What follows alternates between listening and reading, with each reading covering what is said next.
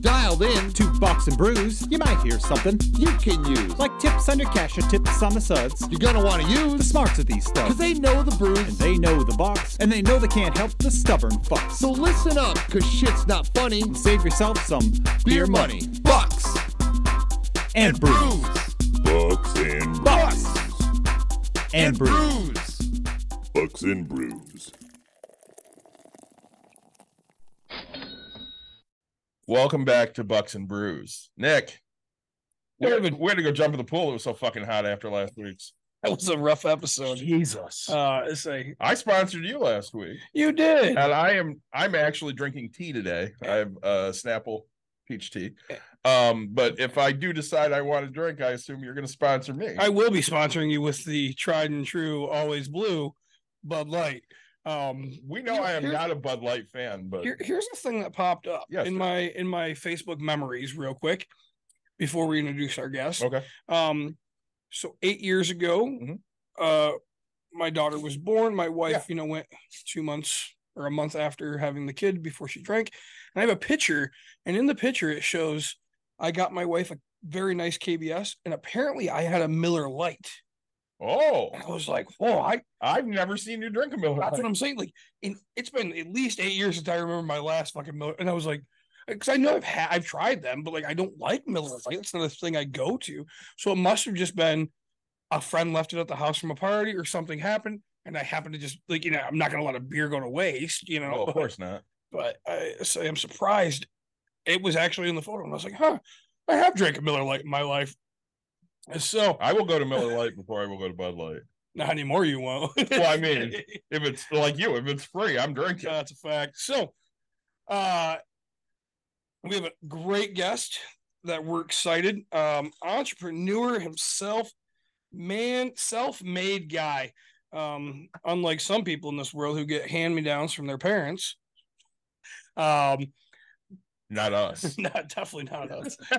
Say, Preston, thank you so much for joining us. Why don't you tell us what you do, where you're from, and we'll get into questions. And what you're drinking. The number one most important thing, what you're drinking. All right, so what I'm drinking at 3:00 in the afternoon. What he's jerking to?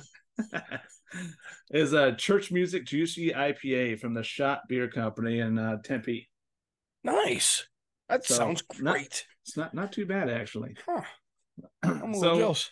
I own a company with a whole bunch of different aspects to it. So I own Callahan Auto and Diesel here in Mesa, Arizona, and we have an 8-bay mechanic shop. We also have 7 roadside service trucks covering the state of Arizona, and just recently became a federal contractor for the U.S. Forest Service for wildfires. So we'll deploy to wildfires, and also we can actually get deployed out to FEMA jobs and hazardous stuff as well. And then along with that, I'm dabbling into starting a construction division of the company, all based on federal contracting. So a little bit of a whole lot of things going on. So like I was telling you, ADHD before you got on the call. Yeah. Oh yeah, just let's go big or go home. That's great. So 8-bay mechanic shop. I mean, Yep. So it looks like some stacks on the logo there. I see a spark plug, a wrench. But I see you guys do diesel and. Yeah, so in the shop, it's kind of a split house. So I have one side of it's all diesel, all the way up to like medium duty, like F650s, usually the smaller diesel. Sure. And then the other house is all the regular cars like Priuses and all the way up to pickup trucks. And then my roadside division is all the equipment and heavy duty, semi trucks and tractors. Wow. Okay. And sorry, so you have 7 trucks on the road doing that. Yep. Doing strictly diesel repair. Yep. Okay. And then any mobile mechanics for gasoline engines or anything? They do a little bit of everything on the service truck. So depends on the call. That'll depend on what tech we dispatch to. So they do run 24 hours a day, and so I always have someone on call. And depends on obviously geographical location. We typically have a truck there on site within 90 minutes, no matter where it's as a response time. So that's kind of what we pride ourselves on. That's why we have the bigger national accounts, and and the bigger companies that we deal with. So they like that fast response.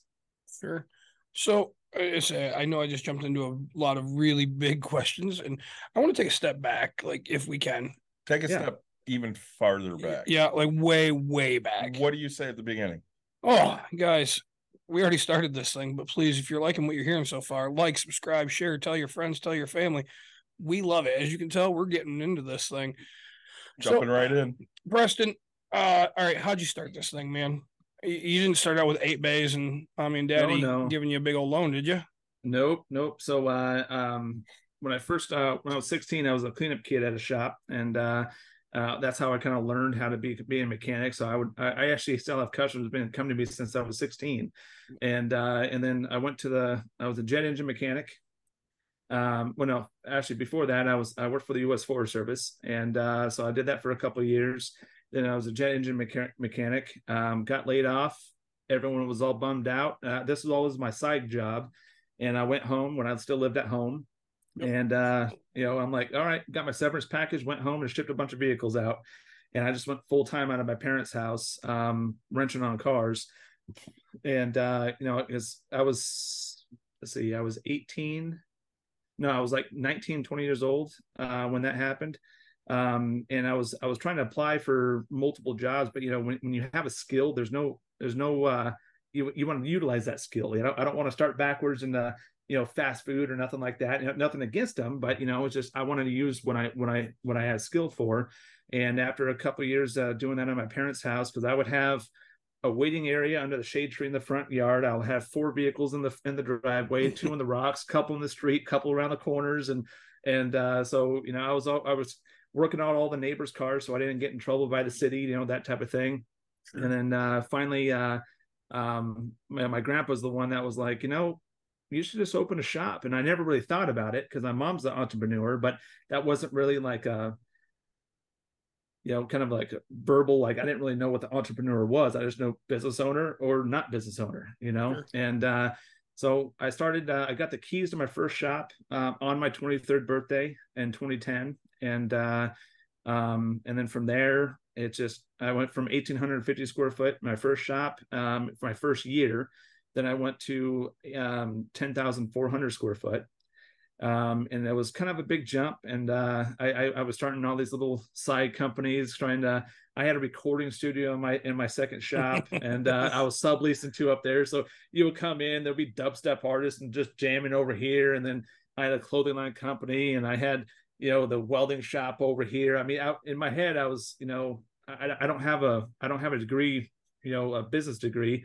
I have a Google business degree. If I didn't know it, I just looked it up. Sure. And like I told people, it was kind of like throwing turds at a wall, wait till one sticks. And so then finally I was like, I was starting all these things because I'm like, man, I know a lot of good people. I can start this and get them to, run this, and, this big old pot's in the center, all this money will be coming in, and, but that's not really how business goes. You got to have a good solid backbone. And I was spreading myself too thin. And so, trying to find good employees. I listened to a couple of your guests around here. That's a big thing, trying to find the right workers out there. Where they went, no idea. But yeah, I kind of chopped all those off and kind of stuck in with the shop. And then I started my service trucks. I got my first service truck about 5 years ago. And I was the only operator in it. So I had my dad works for me, so he's running my front counter. So I was trying to operate the shop and run 24-hour service for these a couple of accounts, and then finally got big enough where I got another truck and another truck and another truck, and then bigger accounts. So now we're trying to tap on the federal government door, and trying to get that's the biggest customer and consumer you can think about doing business with. So that's why we're like, all right, it's I have a lot invested into it right now, but it's investing for a long game, not a short game. If that makes sense. So, and now just one location is like all you guys have? We have one location. I just got a yard. It's pretty much to just kind of have my service trucks, a place to operate, because it was getting too jammed up in the one location. So it's a yard. So if the semi truck, we can't fix it on the side of the highway, instead of just saying, hey, good luck, we can't help you. Now we can actually pull it to our yard and then work on it the following day type thing. And so we just got that a couple months ago. But yeah, I'm just trying to, this kind of changed my whole business focus with the service trucks is, because, in business, when you have a brick and mortar, you're only looking at a 15, 20-mile radius of customer base. The going mobile and having service trucks, this is now a nationwide type of, mind thought, you know what I mean, where this can go. So now it's just trying to restructure a little bit, trying to get the shop just cruise control by itself, and then just go hog wild and just stupid crazy on the service trucks and just run it out as big as we can get. Sure. That's great. How many employees do you have currently? We have 14. Just 14. Wow. Yep. So for 7 trucks all around, plus guys in the shop, plus okay, so 2 sides. You have do your diesel mechanics still work on gasoline engines and all that? They do. The guys in the service trucks, they do. They go back and forth, and there's also a couple. I'm a big networker, so I network like crazy, and so there's a couple. There's 4 other mobile mechanic, businesses that I've befriended. And especially in this industry, it's really kind of, screw you, it's my business, they don't work together. It's all, they look at everyone's competition. Yep. And to me, that's an opportunity. So I'm like, I'm gonna work with them. And, just like I got 3 other companies that I have them subcontracted under me for our federal contracts. And so if we can't do it or we're too busy, then we'll roll those guys into it. Cause they just have the local companies. We have all the big, net 30, 40, 50, 90, accounts, and a lot of small business that's hard to roll that sometimes. So that's why I'm like, well, we look better on paper and numbers. So it's better to network and come together and work together and be the pretty much. I think we're the biggest, as if we all team up like we are right now. We're pretty much the biggest mobile service provider in the state, I believe. Sure, no, that's huge. I think working together, especially in your field, right? Because everybody's like, well, fuck, he can't do it. This is why I do it. This is why you come to me as a mechanic. It's like, no, man, like I'm just trying to help you help me, right? I don't have to give you the work. I'll get to it, but hey, I'd rather it be done fast. I trust your work, right? Because how many mechanics talk shit about another mechanic all the time? Blows my mind, It's just, that idiot doesn't know what he's doing. And so I grew up, my dad was an auto body technician. He owned a shop for a little bit. I didn't learn shit. I can do brakes. And my brother, I don't want to say ADHD like you, right? But like, he just goes and tries to get it done, right? And he forgets to put a wire on, or he'll forget to do something. I'll take a step back and be like, all right, what could be causing something? So like, I can diagnose things a hell of a lot better than he can. And hey, it won't start. All right, let's just go change the battery. And I'm like, no, let's figure out what okay, we have no power. Okay, hey, we have an alternator, we have a starter, right? Like I'm like, hey, we have all of these things. Let's figure out what the cheapest one to do first is, the easiest one to test first, right? And he's like, let's just get it done. And I'm like, no. I don't have time and money for that shit, right? So we all have our own specialty. Yeah, but it's funny because my brother, not a mechanic, but has he's restored a few cars, stuff like that. He could do it. But I still talk shit about so many other people and how dumb they are and can't figure things out. Did they get the job done? That's all that matters, right? Yep. Like, I've seen you duct tape a front bumper together. You see it in a lot of businesses, though. There's not a lot of working together. Nope. I mean, we run into that with our business. Everybody's cutthroat and we're the best and everybody else sucks and screw everyone, which, I mean, there's money to be made that way. But there's a lot more money to be made if, we're working together, like you said. Maybe Preston doesn't have time to get this done, but he can, have John get this done. Yep. So he looks good because he helped solve the problem. John gets some work. It helps him out. Everybody's happy. Yep. Instead of, running everybody down. Right. Well, also things got so technical nowadays. So when it, trying to expect one truck to have all the tools and equipment. I mean, the computers we have to have. We're like a doctor's office nowadays. All the electronics we have to have on the trucks, and so Everyone has their own specialty. So as calls come in, we'll obviously send it to the guy, this guy over here. This is his forte. So we can be, number one, customers getting the better deal and the more quality of the repair. And we're not sitting here just ripping the cost up as we're learning. Like I always tell my customers, we're not going to teach you, we're not going to charge you for learning something. And so it's all about, hey, we'll tell them. There's been so many calls I've taken where I tell the customer straight up, like, I've never seen this before. I don't know what in the hell we're doing, but I'll make it right with you. I'll give it the old college go and do the best I can. They go, thanks for being honest. Hell yeah, to give it a shot. I'm like, hey, I'm paying $1,000 a month on these diagrams, so it's got to be able to get me somewhere. But if you always, just be honest, man. Just don't bullshit someone. And it's crazy how especially this industry. I think a lot of mechanics are taught to or looked at like lawyers. Yeah. It's not your best day when you call a mechanic, and every time they call in, they're like, okay, I'm gonna get fucked right now. Let's just see how hard. And so it's like, that's why with all the stuff the different things we have in my shop and how we do business a little bit different than all the other ones, because that's what makes an entrepreneur. You got to make a little bit different. There's a million different ways to skin a cat, so this is my way over here. It's a little bit different than the status quo. Now, your employees, are you offering them insurance or? That was a big thing. I finally got all my crew on insurance last year.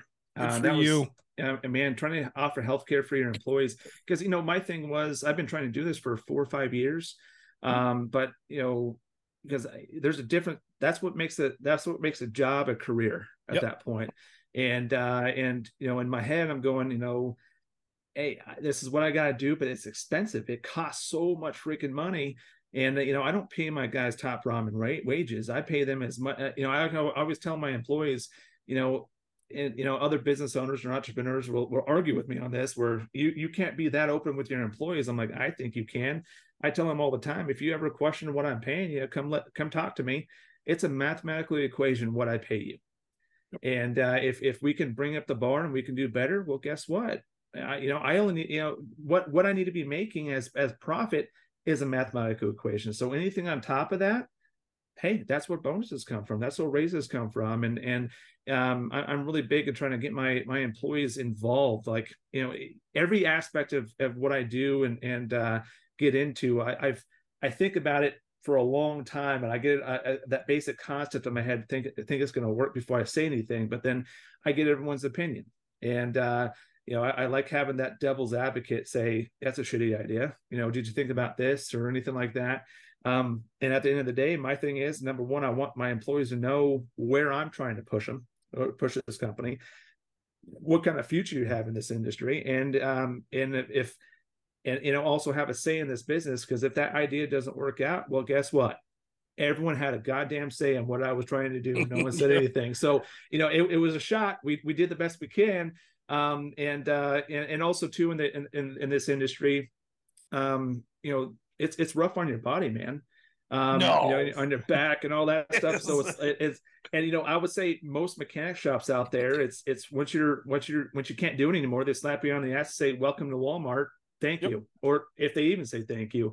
And me, I'm going, well, unfortunately for me to have, kind of carry someone all the way through to retirement, I got to get bigger. I got to be able to have, positions to roll people out from the wrenches into management or into tech assistants, or, and you're still using their brain, still using their, their mind. Because, they trusted me all these years to take care of them, and the business needs to take back care of them, in my opinion. Yep. So it's a give or take. It's a two-way street. You know what I mean? Yeah. No, I think it's great that you're thinking that way. I love this thinking, because I know I've had the conversation with our staff recently of my vision. My vision is, at some point, this is going to be a profit sharing company where we're all enriched by how well we're doing. And when you empower your employees and you make them feel like they are valued, you're going to get way more out of them. Mm-hmm. And I think that's something lost on bigger businesses. I see it at the company I work for all the time. We can talk about how valued we are, but I know where I see my value as an employee. I see it in what I get paid every 2 weeks. Right. And if it's, you know, a 3% raise every year, that doesn't really do a lot for me.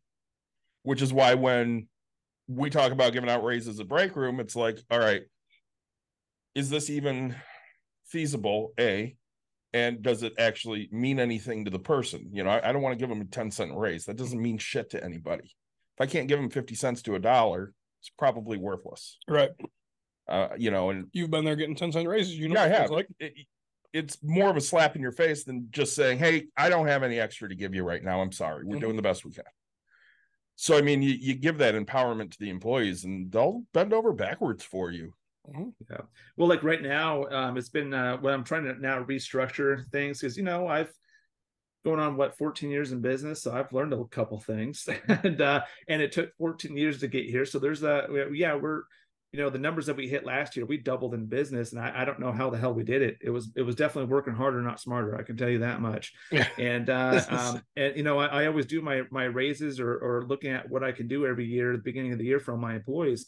Well, I couldn't do it this year, and it pissed me off. And so I started digging deep into it. I'm like, oh my God, we're bleeding money out of every orifice known to mankind over here between parts. I mean, I had to throw away $20,000 in dead inventory. I mean, what are you supposed to do with it? You can't. And so I started digging deep, and you know, obviously when I pay my guys salary, usually in this industry, it's more flat rate piecework type thing. And you know, you start getting some guys that are whining a little bit, but you know, in my head, I go, well, complacency is set in. And with complacency, I can't grow this thing to raise that bar up to pay you more money. And I'm not okay with that. I'm not going to let you be okay with that either. You know, and like I always tell my guys, this is a trade-off. You donate your time to come work for me. In return, I reward you for pay. And if I can't pay you more money when everything's getting more expensive every year, there's a problem, guys. You know, and but you know, hey, you know, we start ripping band-aids off. Things got to get a little worse before it gets better. But you know, no business is perfect. You know, from the outside, it may look like, oh my God, you guys are doing great, this and this and this. I'm like, yeah, but there's a lot of work that goes into it. It's a lot of laboring, you know, trying to make sure it gets there. It's not just, you know, set it, forget it type thing. So, yep. So now you're how long until you start working on these contracts with the government? We're in an active contract right now. It's a 5-year contract. Okay. And this sounds really bad, but we don't do anything until wildfires start popping up. Okay. And we have a lot of small fires right now, but you know, they have to be big enough to, you know, I mean, you got to think when these big wildfires show up, everything's getting driven in, towed in, or flown in, or whatever. So they're bringing a city out to the middle of nowhere. So we're on the list. Like I said, it's not a guarantee thing. Obviously, it's all based on weather patterns. And as you guys know, besides the political shit, the weather pattern has been crazy this year too, nationwide. Yeah. So so there's that. But you know, that's why I'm looking at the contracting side as well. You know, the construction side going, I just did my first bid. I'm waiting to see if I can get it. If I can get it, then gloves are off. Now I know I can do it. Yep. You know, so but yeah, I you know, especially starting business, I know so many good people out of work or don't like where they're working, and I'm going, God damn it, I can take care of you. Yep. You know, I can, you know, you'll be a lot happier over here. It makes me upset seeing these other companies run these employees like this. So if I can start this, put some more time into it, and then if it works out, again, that turd against the wall, see if it sticks and see if I can make it happen. If not, I tried, but I have the credentials and able to do it. So let's try it. Yeah. So you kind of talked about wanting to make it a national brand. How long do you think until you actually make this a national company? Well, we're starting to with the type of companies that we're getting, the big corporate companies we're getting, they're starting to pull us a little farther outside the metropolitan area of Phoenix, which is a good sign. And we've ran service calls to California and Nevada. So we've done out of state and way out of the out parts of the state. But once we get the infrastructure there, and we're almost to the point we have an infrastructure and a system in place where if I can just take a truck and just dump it out of state and still run it. Once we get to that point, then it's going to snowball. So I'm hoping, that's kind of like a 5-year game plan to at least get and that cover the whole Southwest. Going full nationwide. That's going to take some money investors and some really big push to be able to scale that way. But at the same time, once we can get out of state and once we have a system that works to jump out of state, then the gloves are off and we can push from there. Sure. And sorry, didn't ask in the beginning. You have a wife, kids? I got a wife and 2 kids, one 7 and one 4 months old. Okay, congrats. Thank you. So, and then is your wife involved in the business? She is. She about a year ago she came on board when she was pregnant with our 4-month-old, and I told her a long time ago, I don't want to, because especially a mechanic working 90 to 100 out plus hours a week, and an entrepreneur, it's man. It's not easy to be married to us, you know what I mean? And so I told a long time ago, like, I'm never going to expect you to come work with me at the shop and help me out. But if you ever want to, and you come and ask me, that's going to make me feel good because you like where I'm trying to take this. And it's obviously a yes. And so she finally did, and which has been awesome. And I love working with her. Her desk is literally right across from each other. We're right across from each other. So, but it's now that she's on board, I couldn't believe I was even running this thing before. The amount of money she's been finding that's slipping through the cracks because I'm just so busy, powerhousing. And I'm good at spearheading the ideas and working. I'm not good at the paperwork, and and she's vice versa. Oh God, and say having that paperwork person is such a huge potential to like grow. I mean, I do paperwork once a year. I already have my tax date, which is like February 27th next year, whatever it might be, and I will do my paperwork February 26th. Yeah. Right. Like, no, I've tried to get better at it. Every year I try to make it's just like a diet, right? So once I get done with my accountant, I'm like, I'm going to do really well. And I do good for about a month, maybe 2 months, and then I fall off. And then I'm like, shit, I haven't filled out this stuff. So I go back and redo it. But no, having a person to constantly do that stuff is huge. Well, especially when it's your wife and she, she's the same. Oh yeah, man. Especially she gets it. She sees what I'm trying to do. And if your spouse isn't on board with you, what you're trying to spearhead and do, it's not going to last. It's not going to be sustainable. Yep. Especially if they're going to fight you every time. And the kids really helped kind of, I was stuck in this this like proof of concept stage for a long time, because I kind of second guess myself, trying to like, man, I wonder if I can do this. I mean, are we doing good? And then when she was pregnant with our first son, it's like, I have to fucking make this work now. Yeah, I have no other options at this moment. Yeah, I'm like, I can't do this. So I'm like, I got 9 months. This thing's got to turn around. And so as soon as I got out of that, like, proving to myself I can do it, and I have a product that people want. And I started looking back a little bit from like I would say 10-foot perspective. I'm like, oh shit, I need to do this, this, and this. We got something here. And then I just started laying the coals on, man. And then when the second kid when she was pregnant with the second one, it's like, all right, afterburners, let's kick this thing up. I need to spend more time with the kids and get this thing up and going. My employees were having kids, and so it's the weight of everyone relying on you. Yep. That's a lot, man. It's a lot of moving parts to it. It's absolutely insane, right? And if it doesn't bother you, you're not a good business owner. And I mean that in the nicest way, right? Like, yep. We have this conversation because I'm in real estate right now. And so I understand that I house people and do this, but like, I also am flipping, right? So the people that are working for me, I'm constantly have to keep them work, right? Like, they need it to pay their bills. Like, I am their employer. And so people don't understand how much stress you put on you can't call it yourself, right? Like, because it's the business that we have, but it really is like, I'm putting the stress on myself to make sure that they're happy, content, just so much as me, right? Like, well, I know one of the things you and I both struggle with is handing over any type of control. Yeah. At the end of the day, it falls on us because we're running our businesses, and we went on vacation. Mhm. It was hard for you to get away from your phone. Oh, it's fucking insane. Somebody needs to come in and run break room and we're not available. It's hard for us to just hand that over to anybody. It doesn't matter how good they are. It doesn't matter. Preston, how do you navigate that? So, you go nationwide, you're going to have people that are in positions of authority not always coming to you. How do you go with that?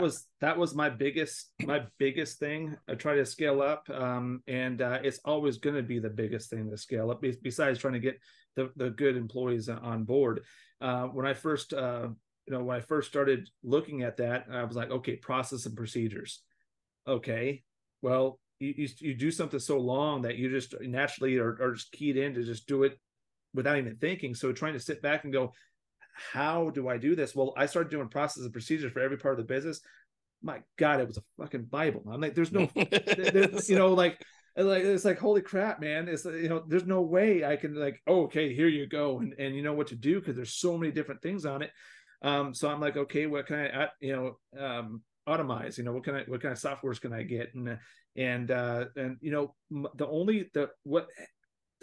reason what made it hard to release some of the reins and give it over to somebody is I didn't feel like I had it dialed in enough to tell them exactly how to do their job without me there. So it was pretty much second guessing myself. Because if I had, if I had it dialed in, it was like, okay, here's how you do your job, boom, boom, boom, boom, boom. And and if you have any problems, here's a redundant plan over here, that type of thing. It's like, okay, get off my plate, because now I can do this over here.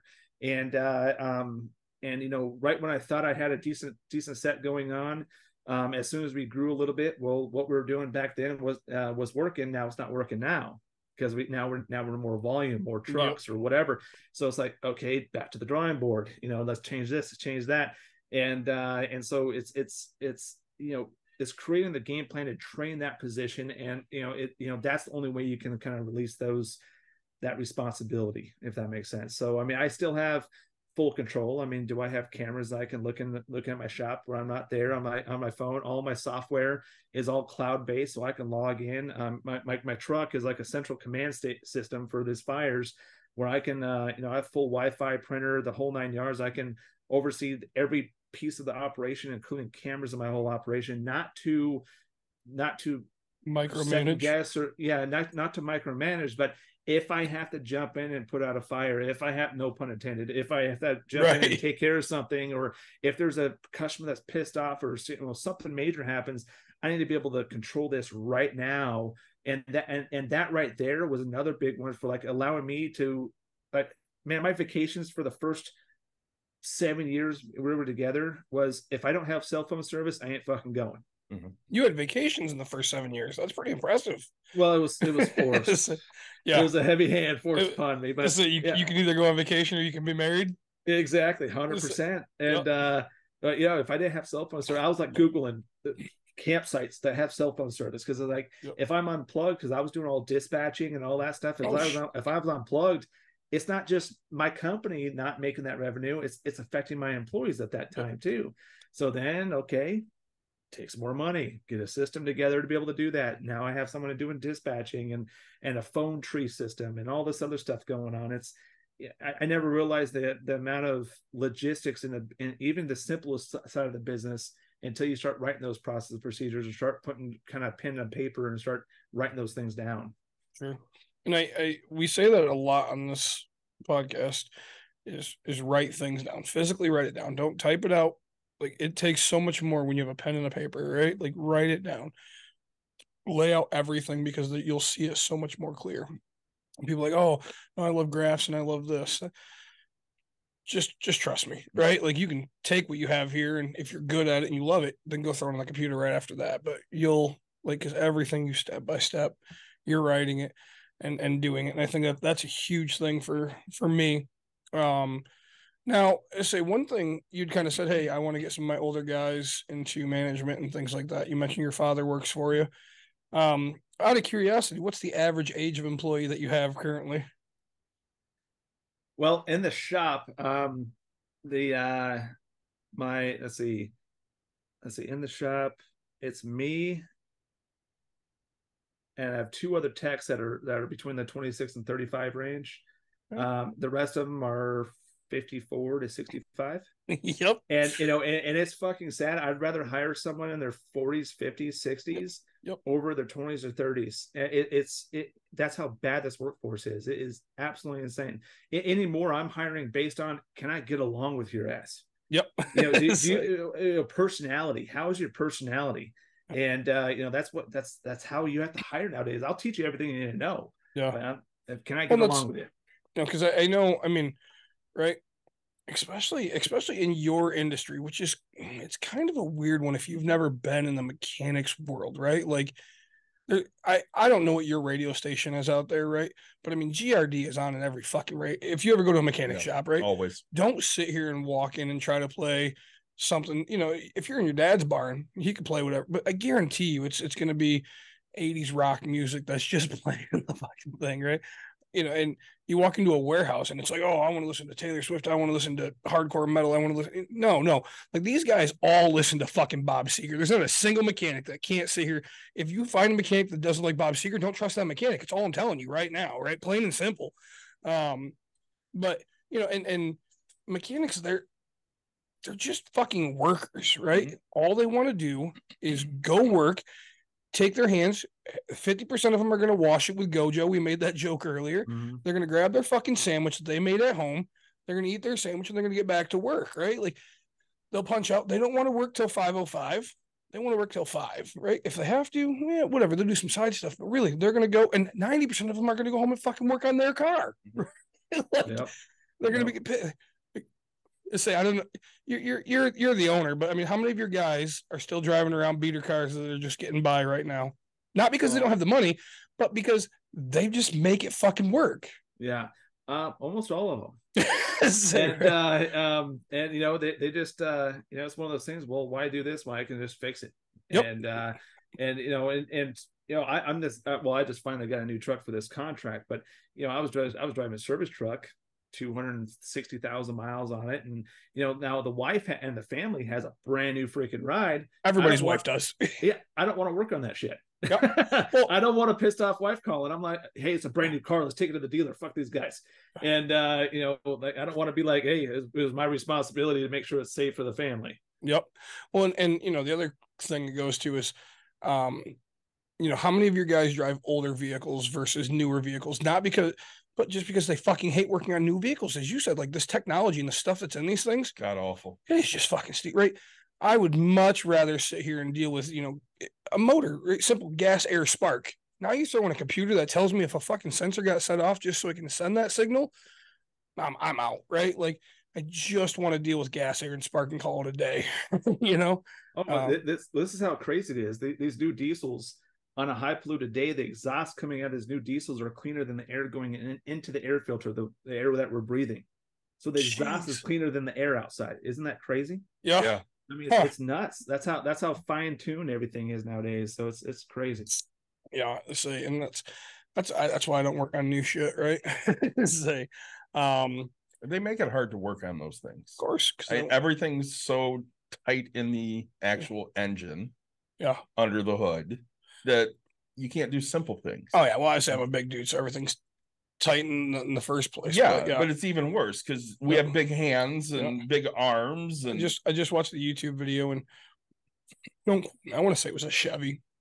I don't remember if it was a truck or like a Traverse or something. And you have to take the wheel off to get into the wheel well area, and that's where your battery is. Like, it's like, holy shit. I used to make fun of Audis because they were behind under the passenger, or sorry, the back row. Yeah. They were under the back seat, the battery, and I was like, who the fuck would do that? Right? It's like, man, just put it wide open. Your car, shit, you have to take off stuff just to get to that battery. Yeah. So how much is technology? Like, do you send your guys to get trained up? Do you get trained up every year on new stuff? All the time. So we all my parts vendors, they and the dealerships, they have these tech classes that we'll sign them up to.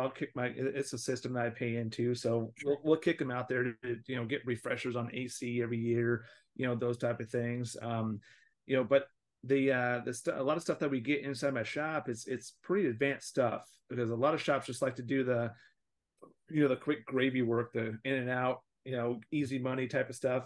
But we build engines and transmissions in house. We do get deep in electrical system work. We a lot of customers have found us because it got bounced around by 2 or 3 shops and they ended up being here.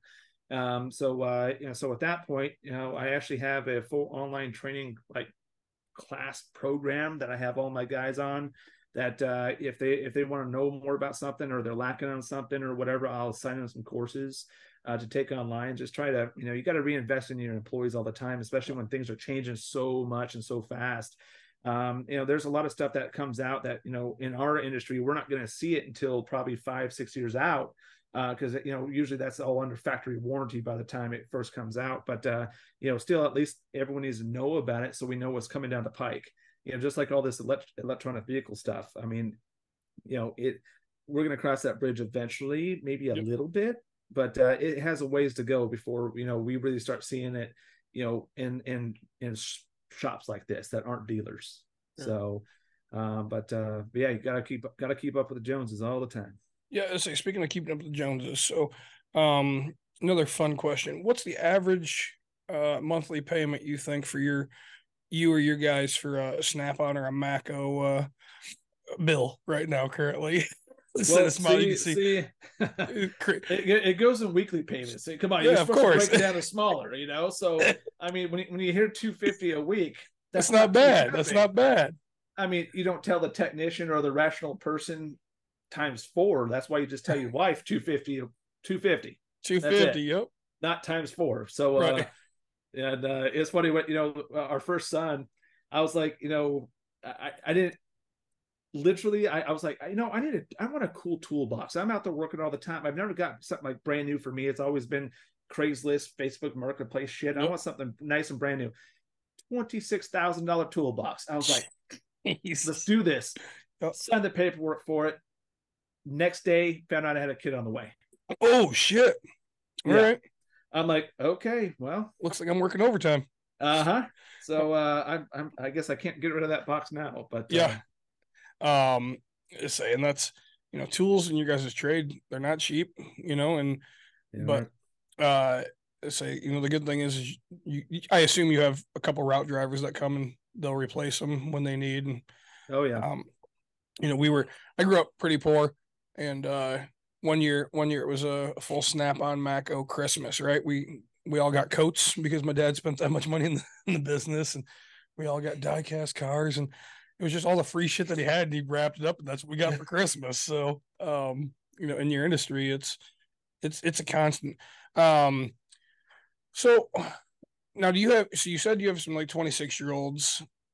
Now, do you have anybody that comes in basically no knowledge on what the hell they're doing, just looking for a job? Oh, I do. Absolutely. Well, there's a tech school out here called EVIT, East Valley Institute of Technology. I'm actually part of their diesel advisory board. And it's really crazy when I go down there, because we're in charge of going through like the curriculum for the school, the tech school, and inspect, make sure they have everything that a school needs to be able to conduct, and like what's going on in the industry right now. And it's crazy. I'm the only small business down there. There's a lot of big corporate guys there that the corporate money is slamming down. But on a small business, I'm the only one there. And so yeah, we get kids over here that come in internship with us to learn. And for the longest time, I didn't really have a training program for my employees, or anyone coming in. It was always like, you got tools, you know what you're doing, slap them on the ass, let's go. And but then I had to pull back and go, okay, I need to create a training program, make sure, they're trying to build a culture in a business is huge. So, the only way you can keep that culture is everyone trained the same way and get along, obviously. And, so we finally got that going. So we're able to, now my like roadside techs, we have a whole like hit list. We're changing it all the time. There's not I'm kind of past the Googling how to do this in business mode. I kind of have to just figure it out. And so yeah, with the tech school, we get students over here all the time. This is it's a shortage of techs. I think last time I was at a tech conference, there were, I think only like 25 or 30% of mechanic positions that are filled right now. Jeez. that's how bad that it is for these but you know, it's a mixture between shops not giving a shit about their employees. It's a mixture of you know, the things are getting too technical, just like in the 80s when they started putting computers on cars. A lot of techs were like, I'm out, I'm not doing this. And and then with how things are coming in right now, it's like another generation shift, and the new generation coming in, it's few and far between. They don't you know, it's a very complicated thing going on, man. It's pretty hard. And that's why I'm like, well, I you know, I can't change the whole industry, but I can try to set an example. And if I'm going to be the best of the best and all these other guys go out of business, all right, well, that's business is business, baby. Let's go. So, well, sorry, and you said you pay your guys hourly or you pay them piece rate? My guys in the service trucks, they're all commissioned because we charge more from daytime and nighttime hours. Sure. And so they're commissioned. They get a percentage cut on parts and labor. And then the guys in the shop are salary. Salary, okay. Which, I mean, so, you know, I think salary, that's got to help you in a way, because, you know, if you got, you know, you got guys that are getting, let's just, you know, hey, we can charge 4 hours for a brake job and normally it takes an hour. They've made 3 hours of free money, right? So now they're not going to stop to go teach this young kid how to, you know, how to heat up a bolt to get it off, right? Because they're taking time out of their day.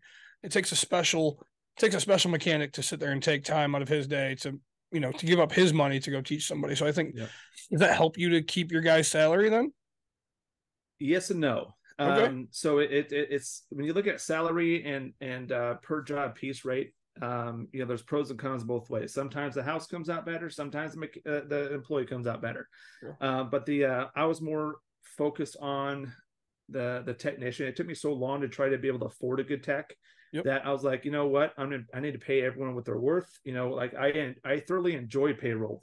I know it sounds weird, but that's my time to say thank you. You know what I mean? Like, here exactly you go. It. And so, you know, I pay them as much as I can, but then that complacency comes in because they don't have a fire under their ass to drive them. Yeah. And so, you know, yes, I want everyone to work together and as a team. But then, you know, when a job that we can only charge 4 hours for takes 13 to 15 hours, then it's like, well, if he was getting paid per job, that shit wouldn't happen. Yeah. You know, it pays 4 hours. He wants that sucker done in 2 hours. And so, so now it's like, okay, I've been creating a bonus structure. See if we can get that kind of kicked around. But, you know, at the same time, let's reorganize because it's a system issue, you know, and so that's all the revamp and trying to get leaner and meaner, try to get a bunch of clutter out of here, get all those parts cleared out of here. So when we actually start pushing and you know, I don't want anything stopping these guys hitting their bonuses.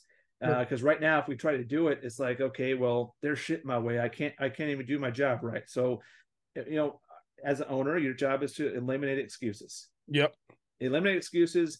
Make sure everyone is paid, and make sure they have a future. That's my job. Yep. And so that's kind of we're in the midst of right now. And it's very hard as an owner because there's always going to be an excuse, right? And trust me, like, you know, I haven't. We talked about it on, I think, last episode where it's like, hey, you know, I pay my guys, basically they call me. I'm different than you. You pay probably weekly, monthly, or, you know, bi-weekly, whatever it is. You know, my guys call and they're like, hey, any money? Great. This is what it is. I'm coming to check. My guys will, you know, oh, hey, we're going to need some flooring. When do you want it? Well, whenever. Great. It's fucking here tomorrow. Like, there's no excuses. You can't sit here and tell me you didn't have anything to get you working, because at that point it's literally on you because you didn't tell me you need it, right? Like, and so, you know, I hold the accountability back on my people quite a bit. But now, say when you talked about parts and things being in the way, this is going to be a huge. David's going to love this question. So, do you guys scrap your own shit, or do you let somebody come scrap it for you? Scrap our own shit, baby. Yeah. That's making money. That's Christmas party money right there. That's a fact. Yep. I had to scrap something today I wasn't expecting. What's that? Goddamn dryer took a shit. Oh. New fucking dryer last night. All $32 scrap. Let's say. Yeah, whatever it paid. It's not bad. I mean, it's better than a stick in the eye. You didn't want it repaired? It's already been repaired, 9 and years old. Yeah, it's probably 20 years old. Gotcha. Time. So it was time, but I didn't want to spend that money. Right. But it went to scrap today because, like Preston. Yep. I need a little extra cash here. Let's go. I'm saying. So you got. So I guess because we like employee aspect, employee engagement. We like employee things. So you kind of mentioned, do you actually throw a Christmas party for your people? Oh yeah. You do bonuses, or while you're working on that, you have insurance, which is huge. What are some things that you're doing for your employees?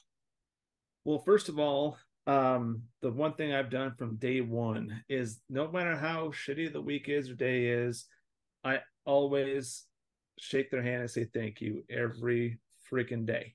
That's like every day. I mean, I mean that's the minimal thing you can do. No matter how crappy, I can get down ripping someone's ass, but then if they're getting ready to leave, I say, hey, thank you very much. I appreciate you. Have a good night. And so that is like a pet peeve of mine. I always do that, and I also make sure my managers do that as well, my advisors and my dispatch manager. You know, that also being the door wide open. My thing is, if I don't know if someone's going through something hard or can't afford a bill or whatever, if I don't know about it, there's nothing I can do about it. And so I always tell them, like, also too, I've heard stories. I don't want things, missing from my shop just because they needed some money and pawn it off or whatever. Like, come talk to me. If we can do it, cool. Here's this. Let's get you out of buying it. Because like I tell my guys, you're working on a vehicle that's 3,000 pounds or 100,000 pounds going 70 miles an hour next to a family 5 feet away. Like, I need your mind in the freaking game. I need you to pay attention to what you're doing. And because there's a lot more than just, oh, this comeback's coming back, so it's gonna be a warranty job. There's way more than just that. And so so they'll do that. And family always first. So anytime that anything pops up, I don't care how busy we are, get home, sort your shit, come on back, let me know if you need anything. So I think those are more of the personal, like, that's kind of my, I truly care about my crew, you know what I mean? But when it comes to like business wise, yes, there's the healthcare. I try to, if I find something here and there, okay, I'll hear that one of the guys are going to go to Circle K to go get some Gatorade for everybody. Oh, I'm not going to let you pay for that. Here, let me just throw in. Let's buy some lunch every once in a while. Someone's doing a rocket job. I mean, again, they don't. I'm creating that bonus structure for production and productivity. But if I see someone just kicking ass, taking names, I'll just go out there, $50, $100. Here you go. Like, Good job, thank you. Keep it driving. You know what I mean? And then I want to try to get to the point where I'm looking at better healthcare. I'm looking at 401ks and more investments. But hey, right now I can't do that until we get better productivity going on. Because where do you think the money comes from? So making money. There it is. So I got a story for you. Yeah. Just something Preston just said reminded me of this. So back when we first started hiring employees, so this is somebody that's been long gone now. They came to Dawn and they go, hey, money's tight. I got a couple big bills. Is there any way you can give me an advance? And Dawn's like, well, what are you thinking? And they said, I don't remember the numbers. So we're just going to, because I like round numbers, we're going to pick $1,000. Shit, that's a lot of bills. And Dawn goes, well, what are you thinking? Well, I'll just work for free until it's paid off. So you just won't pay me. And when that's paid, then I can get paid again. No. And Dawn goes, yeah, that doesn't work for me because you still got to make something. You'll be poor right after you're done. Right. So Dawn took their salary down to like $10 an hour. Sure. And let's say they made 15. So that other $5 an hour went to paying that back, and it was paid back, I don't know, in 4 months. Sure. Let's say. And just not only the gratitude from the employee was awesome, but the fact that their work never saw. I mean, they worked their ass off before, they worked their ass off during, they worked their ass off after. I mean, they were just, and they knew that we were absolutely behind them because we were willing to say, hey, you're in a bind right now, we can absolutely do this. Yep. And when your employees know you'll be there for them, that it gives them a new sense of pride working for someone and working at a company. You know, they don't mind wearing, you know, your name on their hat or on their shirt, because they also believe in what's being done. And that's huge. I mean, you know, as well as I do, when you go out there, your Nick Watkins Homes or, you know, whatever, you know, Nick Watkins LLC, and that means something to you because that is literally your name. Mm-hmm. Okay, when I go out there in break room therapy stuff, that is, you know, my wife's brand.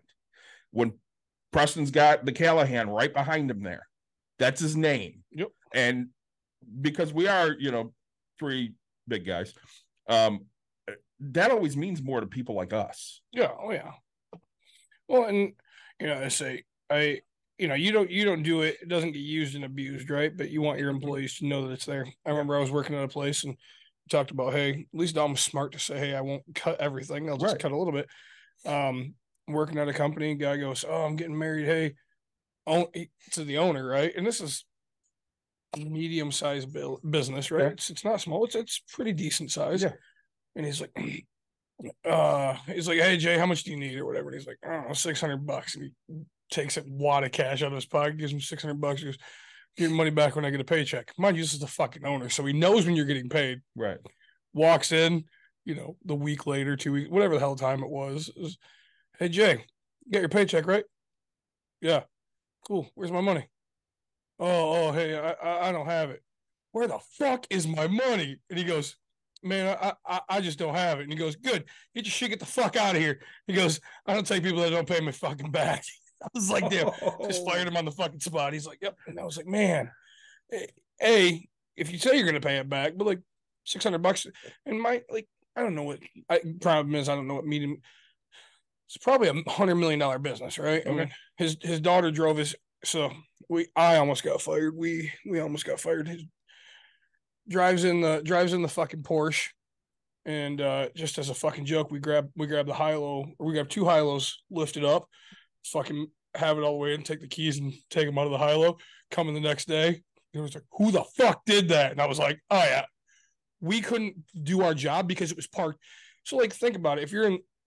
It was like in the middle of the fucking bay, right? Like this was where we did all of our work and they parked it right there. And we're like, no.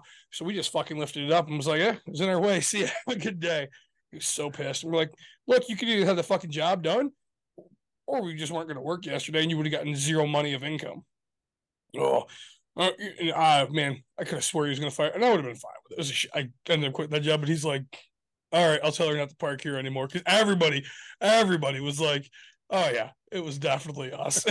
He said there's nothing we can do about it. But man, for $600 you go get fired, but we were making $10 an hour back then. Yeah. Now this company's starting out at, I don't know, like 18 or something like that. It was a weird company, how it was ran, and he ended up retiring, and it's become a business, kind of like what you're trying to do, Cal. Back then it was, I don't know what to call it, a hobby, right? I mean, it was $100 million. Like he was doing really well. Now it's like, hey, we have a board, we have management, we have people, we have structure. Back then things were flexible and could change. Oh, 100%. Now they can't. No, like now it's, show the fuck up. So, but my buddy still works there, and it's just funny because he's like, you can't, because back then, man, if you had a problem with an employee, you just told that employee, right? And it was funny because you talk about employees getting along and keeping the culture thing. Because really back then it was just, look, if I had a problem, I told you off, you told me off, whatever the hell it was. We shook hands, whatever. We didn't talk for the night. Yep. You came back the next day and you looked and you got jealous that he has a fucking bratwurst and you're over here eating your 15th day of fucking ramen noodle soup, right? And you're like, damn, man, it looks real good, kind of a thing. But you just get back to it. No big. Now he's like, oh man, you can't tell people off. You can't do all this. They write you up, which is a thing now. It's the fuck's getting written up. It's that is one thing I do miss, is having the ability just to tell people off, because there's so many people I want to tell off all the time. And so, no, you said family first, so you let your people go do all their family events. They got a kids party that they have to do now. Are you offering vacation time? Yes, they get what's all this is PTO, so that's vacation and sick time. So they get 40 hours a year. Okay. And then all paid holidays off, obviously. Sweet. So yeah, man, it's we're getting there. I mean, there's a lot more I want to do. Like I'm even looking at my with how the world's going on. I'm like looking at my own way for employees to actually invest into some of these businesses I'm doing for like a way higher return than like a 401k or savings account. Trying. Especially, I'm looking at for the long game, and the more they want to put in, more that goes. Cause I know some guys that a little on the older side with me that they don't really have any of that set up. So, in my head, I'm going, well, you don't have 30, 40 years to try to build this retirement. You know what I mean? Yep. We need to do something now. So it's going to be, I can make you more money in this business side. And some of these, what we're trying to do here, like, keep the money in our circle, you know what I mean? Let's help each other out. And I'm not doing this for my health. I'm doing this, if happier my crew is, we'll make their money in the long run. Sorry, one of my gifts I want to give you real quick is David and I absolutely love Betterment. Okay. And you said, hey, I need to have more production to be able to pay in, but you can set up a business side of Betterment for 401k. And so you could offer at least something. So you're giving your employees some knowledge of, hey guys, this is how because otherwise you'd have to go teach them. You have to go hook them over the bank and IRA it. But you could go in, set up a business side, and then go, hey, we're offering a 401k. I can't do a match to start, but at least you have an opportunity to start investing in a Betterment account. So a 401k business side, and it'll help them out. And it doesn't. I don't say, they pay the fees with their money if you decide to start matching or whatever, right? I mean, it's 0.3% or something like that is what they take. It's really cheap because it's all virtual type stuff. So maybe, just if you want, maybe look into that. Look into that, yeah. Yep. You said it's called Betterment? Yep, betterment.com. And then David actually could probably send you a referral link types. I don't know if. Yeah, I know that I actually talked to them about the employer plan. Yep. So I'm actually looking for that information right now. So, and we'll get that to you. Oh, I appreciate it, man. Thank you. Yep. Yeah. Say just because, I love the fact that you want to take care of I really think you're a good entrepreneur. Just gosh, we've been on for an hour, but the hour interaction.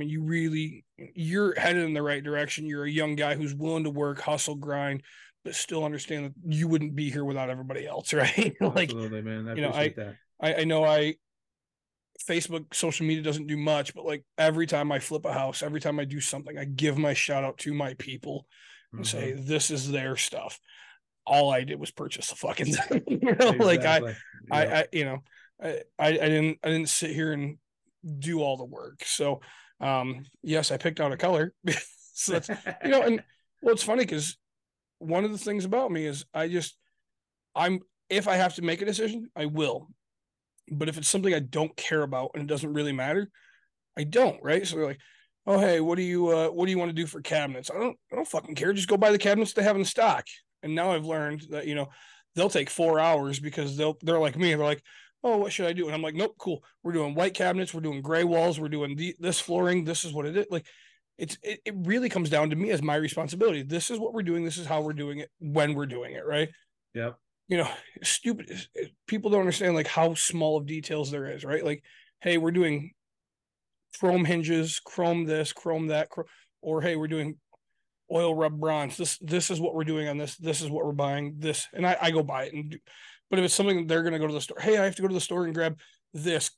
What should I grab for the handrail brackets? Great. Could you grab black? That's going to work, right? Like, yeah. And people don't understand how it could take somebody 3 hours to figure out, oh man, what should we, or they'll come back with silver and you'd be like, man, that just never crossed your mind to match everything else in the fucking house we're doing, right? Like, yeah. So now good for you, man. You're doing really well on it. So the cheap plan with Betterment. Yep. To offer a 401k is $100 per month. Okay.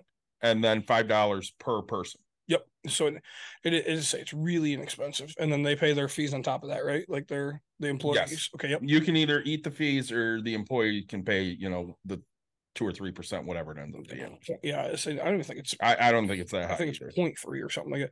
But so it is, and it gives your guys something to do. And then the good thing with Betterment is if they happen to leave you, they can take it with them. I mean, all 4 ones you can do that, but they get their own login, they get their own everything, and so they can. It's tied to your business, but it's not part of that. Yeah. Thing. So yeah. And then, so all right, you own 7 trucks, you said, and they're scattered all around. Now, do your employees take trucks home? Yeah, they're all take home trucks. So we kind of have them all set like a big diamond. They're all within. I mean, I have two of my farthest techs out there from our shop. They're about an hour and a half away, in opposite directions. One's down south, one's out west. And so we had to kind of spread them out a little bit so we can kind of have that coverage. Yep. And because man, I had we're buying a house and I had to go through and see how much fuel I spent this year so far.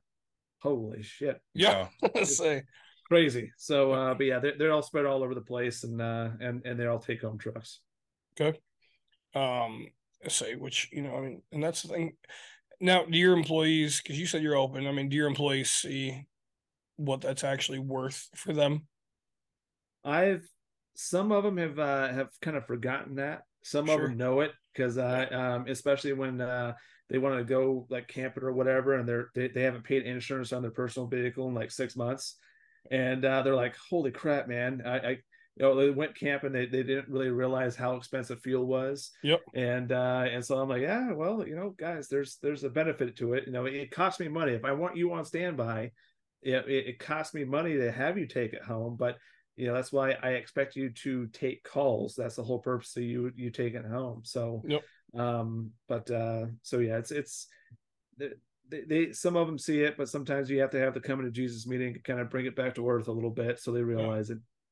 Well, I mean, what's a new truck? Because what are you using? 3500s? What are you using? 35, 45, and 5500s.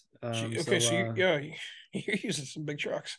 Oh yeah, one of my trucks. It has a full crane on it, and it's pushing 19,500 pounds. Oh shit! Okay, so yeah, I mean, and what's that? 120,000? Brand new. That would be about 180. 180. Okay, with the crane.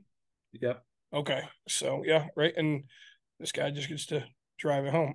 So yeah, exactly, and the miles truck. He rips through a set of brakes a month, right? Because how big it is, and the overall, just the maintenance and wear and tear, the tires, and I mean, just you name it, man. It's like, it gets expensive. Your oil change, all of it, right? And it's funny because employees never really see that, but you're sitting here going, hey, every year it doesn't cost you because it's my responsibility, but it's $200,000 to fucking keep you on the road, right? Yeah. Like, it is stupid. And so, my brother drives a company van, and I'm like, I'm glad you love it, but like, don't take it for granted. I mean, these people are, oh man, because for a while there was no chips, and they're like, we can't get new vans, and I was like, well, be happy that you have what the hell you have, because trust me, I mean, it costs this company so much money to go through this. Yeah, all the trucks we have, they're all used trucks. I mean, like that. Are they? Like that big crane truck? It would be 180,000 to replace it. We bought it for 20 grand. Sure. I can't find that deal anywhere else ever again. No, but some other trucks, they're older and all that. But I tell the guys, I'm like, hey, we'll spend I'll pay them to work on their own truck. Yeah, and it's like, hey, take care of it. This and this and this. Like, we're not to the point yet. Either A, do you want me to pay you as much as I can, or want me bring that down so I have more profit to make a truck payment? You tell me. I'll run it either way you want, but something's got to give. Either I pay you as much as I can, or pull it back so I can afford this. Yeah. And so, it is. You'd be surprised because I mean, now these people haven't had a car payment forever, so it makes another thing for them to try to leave you, right? Because they're like, shit, now I gotta get a vehicle, now I gotta have insurance, now I gotta do all of this, and it's like, having that company vehicle is not so bad, is it? Yeah. So, there's a couple of things I tell my crew all the time is I tell them, because any good mechanic has side work. You know, they can get Always. This is the like only industries you can be going to FU in the morning at your work job and have a job by lunch without even trying to interview. Yep. You know, that's how much they need mechanics. And so I tell my guys all the time, like, you know, you don't need me to be in this industry, but I need you. You can do what I'm doing if you're half stupid and just want to risk everything just to put, you know, your balls in line, just put your name on the front door. Go right ahead. Yep. And you know, another thing I tell them is, you know, it's like a big ship. I like to use analogies all the time to try to get through people's head. It's like we're a big ship. You guys are the motor just pushing this thing along. I'm steering in the right direction over here.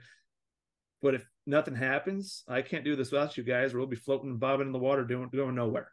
Yep. So it's true. It's true. And it's crazy to me that a lot of businesses don't get that aspect. They don't understand that. So yeah. More power to them. That's what I just want the good guys. Yes, right. How often are you getting turnover currently? I go through I would say average about four guys a year. Okay. And it's kind of funny. Most of the time when I have guys that quit, you start getting sometimes I tell my guys, I'm like, maybe I'm saying thank you too much or something, because I start getting the big head mentality, because I'm paying as much as I possibly can and listening to what they had to say, and it's like they'd never worked for anywhere before, where it's like, well, holy shit, you actually listened to me. You know, I have a say in this. So, you know, it always seems like it goes to their head. And when they leave here, they bounce around, you know, 2 months here, 3 months here, and they're bouncing around all over the place with some other places. But I'm like, you know, I can't, you know, maybe that's kind of shifted exactly how I present things to my employees, you know, by going through that. And, you know, but I pick my battles, man. And it's kind of weird that someone doesn't know how to take, you know, they've never had that before, so they don't know how to take it, if that makes sense. Well, I know mechanics, right? You guys are you're your own breed. I promise you are. And, you know, because I mean, how many of your guys in the 4 a year give you a 2 weeks notice? I would say all of them. Really? I would say all of them. Are they going to be mechanics all the way through? What's that? Are they going to be mechanics somewhere else? 3 of them were. One of them went out of the industry, and and one guy he gave me the 2 weeks, but it couldn't follow through on the 2 weeks, and that sure, that pisses me off. I'm just like, man of your word, you know what I mean? Just it. I was honest with you. I you know, I didn't get pissed when they did that. I have had a couple guys where I'm like, I can't trust your work for the next 2 weeks, so we can just call it a day right now. But but you know, it's you know, every situation is different, and it's never a conversation you ever want to talk about. But you know, it is what it is. Business is business, baby. Well, saying that, you know, I think here in Michigan, I promise you, it's a little different, because these guys don't give 2 weeks around here, right? They show up with a truck and a trailer, and they load their shit up, and that's how they know they're gone. Mechanics around here, no, right? Like, I guess if you're in management, sure, they'll give it, but really, I mean, these guys just load up a trailer and they're right down the road to the next shop, and it's crazy, you know, because every owner out there is offering, you know, huge promises, huge everything, and then they never, you know, never keep their word. Oh man, I'll make you triple the money.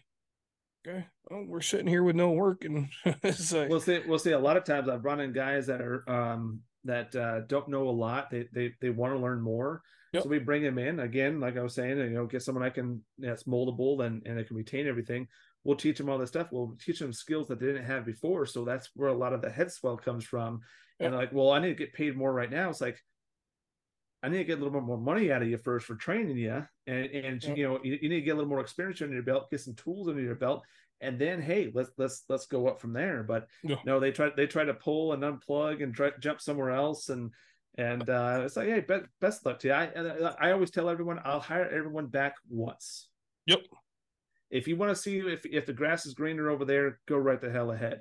But you only come back to my pasture one other time. After that, then we're done. How many have you taken back? 2. Okay. So are they still there? Yep. I say, well, that's smart guys. Well, because what they'll find out is, right, the grass isn't that much greener. I mean, if it is, it's only greener for 2 weeks. Oh yeah, well, and you know, like I was telling my team too, like, hey, I'm only human, guys. I fuck up just like everyone else does. So, but if you come calling me out, you better have an idea for me to do it better. And that's my only request. And so when they come back to me, it's more of a, okay, you're not coming back exactly where you left here. Just want to make that clear. And let's talk about this a little more. Now I need you to be a little open for me. What was the difference when you moved over to this other shop, this other company over here? You know, what made you come back here? Those are the things I need to hear to help gauge what I need to do better and different. And you know, I need a report card just like an employee needs a report card. Yep. You know what I mean? So it's you know, sometimes it's, you know, between two employees, right? And that's nothing you can really control. Yeah. Because I mean, there's just some guys that just can't get along. You know, I promise you. I mean, painters, they're either the greatest thing in the world or they're just the dumbest idiots you've ever met in your life.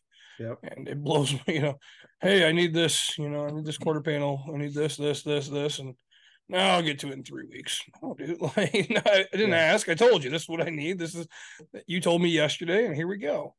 But so do you have guys that are doing everything, or do you have specific guys that do specific things? Does that question make sense? Yeah, all my guys, they'll do an aspect of a whole everything, but some of them are better in certain parts of it than the other techs. So now here's the thing: I don't keep the the guys that are good at this only on those, because the other guys won't be able to learn. So as long as they're okay, I'm going to kick them in the water 2 feet and say, sink or swim, baby, let's go. But you know, we're there. I'm there over the phone coaching them. What can we do? What diagrams do you need? This and this and this. If we need to, we'll dispatch a second truck out there to give them a hand. But I mean, again, you know, the only way you're going to learn is do it. And you know, like I tell them, just make it right with the customer. If you had 2 hours of trying to find which way is up, don't charge the customer those 2 hours. Just be honest, you know. Sure. And but you know, hey, more they do, more you can do, and more you can get your hands on, the better off and more money you're going to be worth for me and yourself. Yep. And do your guys drive in every day to your office or to your shop? No, some of my well, obviously the guys in the shop do, but some of my roadside guys, sometimes I don't see them for 2 to 4 weeks on end, as you know, everything's all cloud based. We have they get direct deposits, and so they don't have to worry about that. All of our times and all of our communications is all over our software and the internet. So it makes it, you know, like I was saying, I'm trying to get this thing built so we can jump state lines. And start, you know, all that. Well, the only way you can do that, you can't have someone drive in from California every day or anything like that. So, they usually just stick in their areas, so we don't have to pay the fuel costs. Well, I don't have to pay the fuel costs every day for that. Yeah, so you know, you said you have guys hour and a half away, so it's, you know, they got to come to the shop once in a while, but yeah, not $5 a gallon for diesel, that adds up quick, right? And you know, a 5,500. I mean, you're getting what, 6 miles to the gallon? It's depending on the age of the truck, but no, that's crazy. So, all right, you guys so to be clear, I mean, you guys are working on big project. You said you do motors, transmissions. I mean, are you guys doing oil changes too, like small jobs? Yeah, I have one truck. All it does is wash and lube trucks for U-Haul. That's all it does. And so yeah, we'll do maintenance on that if it's too big of a job, because again, our primary is the emergency roadside, so that 90-minute ETA. So if it's too big of a job, that's when I'll call in one of my buddies that I network with. We'll kick that job over to him because that's his forte. He doesn't want to go on the road, and you know, I don't want to sit there and babysit jobs at the shop all the time. So we'll refer that over to him, and then he refers a lot of stuff over to us. And you know, just kind of sticking each of our fortes, because his truck, it gets like 3 or 4 miles to the gallon. Mine trucks get 5 to 7 miles to the gallon. So you know, there's got to be some meat on the bone for him to fire his truck up and get out there, because it's a big one. Yeah. So. Let's see. And then now, do you have ties with some towing companies out there? You said you have a yard now, so yeah. So we work with a lot of the other tow companies. There's a couple ones we know personally, but those guys seem to bounce around quite a bit. So Sure. that always kind of changes. But we have our hit list, and then they call us too if there's something they need help with or whatever. Because my trucks have welders and torches and all that stuff on them. Oh, really? And so oh yeah, so they're full service with cranes and all that. So Yeah. so yeah, they'll do that, and then yeah, it's you never know who you're gonna meet. So you're always willing to, like, and that's what I have my guys do out there too, is that they meet another mechanic company, befriend them, go see how they are. If they're assholes, we'll run them to the ground. If they're cool as hell, let's work with them. Yep. And that's pretty much how it is. And we'll draw that line in the sand right there. And it's glad we'll do that, because we'll run across different companies in the field, and they'll come over and get us a hand real quick, or and vice versa. And also kind of look out for each other, because some of the guys, they run in you get in the downtown Phoenix area at 3:00 in the morning with gunshots firing off, it gets a little sketchy. Yeah. So you gotta have be nice to everybody. Again, you never know who's watching you, and you never know who's going to be coming up with you. I actually found we hired 2 of my roadside guys from doing service calls for U-Haul. Going out there, they're like, yeah, this is really cool. My guys were, again, it goes from the top down. Be nice, this. Talk to them, customer service. Checking out the truck, talking to them. They wanted to come work for us, so I'm like, all right, well, there's a way to recruit some help. Yep. So, oh, that's great. When you're networking, how do you get these other businesses to actually buy in? I always start with giving the Twinkie first. Get something. I'm always you already know when you first talk to someone that's maybe looking at you as a competition or whatever. They kind of have the one word answers, no eye contact, kind of short, those type of things. And it's like, well, I'm giving you this job. You're going to make bank on it. Do you want it or not? Right. Oh, well, okay. And then start talking to you like a customer. You're like, okay, now I'm in it. So, shoot it over there. Then they call you like, dude, thank you very much for doing that. I'm like, well, I told you I was wanting to work with you. So now you know, and I'm not full of shit. Are you ready to do this? And then we start talking a little bit more, and I'll tell them, if you have any questions, if you need help, you need to pick my brain on something or whatever, have a difficult customer, give me a call. We're here to help each other. So you kind of have to ease into it, because this is, you're an entrepreneur. It's like this is your Keebler cookie recipe over here. You don't want anyone to infiltrate on your turf, which I get. And but I've before I wanted to start networking like this on the service trucks, I definitely wanted to kind of get my system in place first, because this is a system that they don't have, and I have no problem sharing it with them and explaining it to them.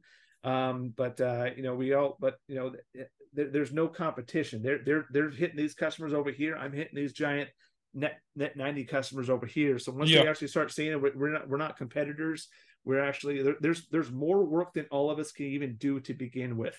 Yep. So let's work together. We're not now. If you try to steal each other's accounts, we have a problem. And I actually created a whole agreement that we all signed, that I will kick anyone off my federal contract if anyone starts scoping out on each other's contracts or customer base that's in our circle. That's if I can't trust you doing that, I can't trust you doing a good job for me in the wildfires. You know what I mean? Mm-hmm. So that's huge. Trust is the biggest thing, and it is. I say, and a handshake is a handshake, right? And I say a man's word goes a real long way. So it does, and they're great guys, man. We always talk about how cool it is. Like I'm getting some cool shirts made up for the fire crews, and we're putting their logos on with our logo. So this is the first time I've ever seen like multiple mechanic shops coming together all on a t-shirt. You know what I mean? Yeah. To me, it's like the mechanic movement. We all have to work with each other, because we'll get the same applicants for employees. We'll get the same customers. This customer will piss you off or screw you over, then call this guy over here. Well, this guy calls me. Hey, this guy calls me. He said you worked on it. What's going on? He's like, dude, you don't want to touch this fucker.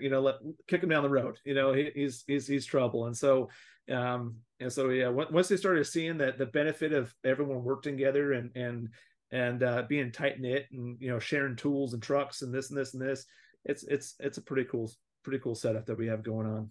That's awesome. So I mean, I see you're wearing I'm assuming a company uniform. Mm-hmm. Does everybody get that uniform? Yes, all my roadside guys have this.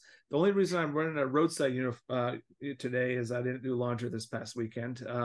But all my guys in the shop, they're black with red stripes, and all my roadside guys are high vis. And then I have high vis jackets for them in the wintertime. And how many wives have thanked you for giving them shirts in your shop? not one, actually. That's surprising because they haven't had to do the laundry yet. So, well, that's what's crazy is all my roadside guys, they don't use the laundry service that we have here, and that picks up. So they do it at home. So sure. I'm like, and some of these guys, they'll come into the shop and this thing is black. Yeah. It's permanently stained black. They have to change them out because the reflective doesn't reflect no more. Yep. And so it's like I can only imagine what their washing and dryers look like. So it's one of those topics. Don't ask because I don't want to know. I can only imagine. Yeah, no, it's surprising because I mean, of uniforms that people should want is definitely a mechanic, right? I mean, especially on the diesel side, you're in the engine bay. I mean, you're just covered. So you're doing some U-Haul stuff. So now roadside for anybody that breaks down as they're using a U-Haul truck, is that what it is? Yeah, there's U-Haul, there's Pepsi Company, there's the Frito-Lay, there's I mean, just a lot of national. I have a freaking list and a half that we do roadside service for and work on. But yes, but U-Haul is my first account, and they're kind of our baby. Like no matter what's going on, we always take care of U-Haul because they help me get to where you are. Exactly. And so I mean, they're a ginormous company, but they taught me a lot how to deal with corporate structure, which no matter how fucking crazy it is, it is what it is. And so that allowed me to learn about it, and they got me there. So that's why I don't care what happens and whatever. They're always a priority. And they don't give two shits about it. We're just a vendor for them, but it matters to me. Yeah, because they helped me get there. So, and that's something you'll always remember and you'll have forever, right? I mean, absolutely. Just like a bar that has their first dollar on the back of it, right? I know that came from the guy that's been in that same stupid stool for 60 years. Oh yeah, so some of my guys are like, "Boss, why do we keep doing this or whatever?" I'm like, I'll literally hire someone else to only do U-Haul just so I know I'm taking care of them. But because again, being a man of your word, they've helped me get here. I'm gonna take care of it no matter how crazy it is. Yeah, I think that's great. So sorry, you have a 7-year-old and a 4-month-old. Yeah. Do you see yourself selling the company or handing it down? Hopefully hand it down. And hopefully it's to a family to keep it in the family.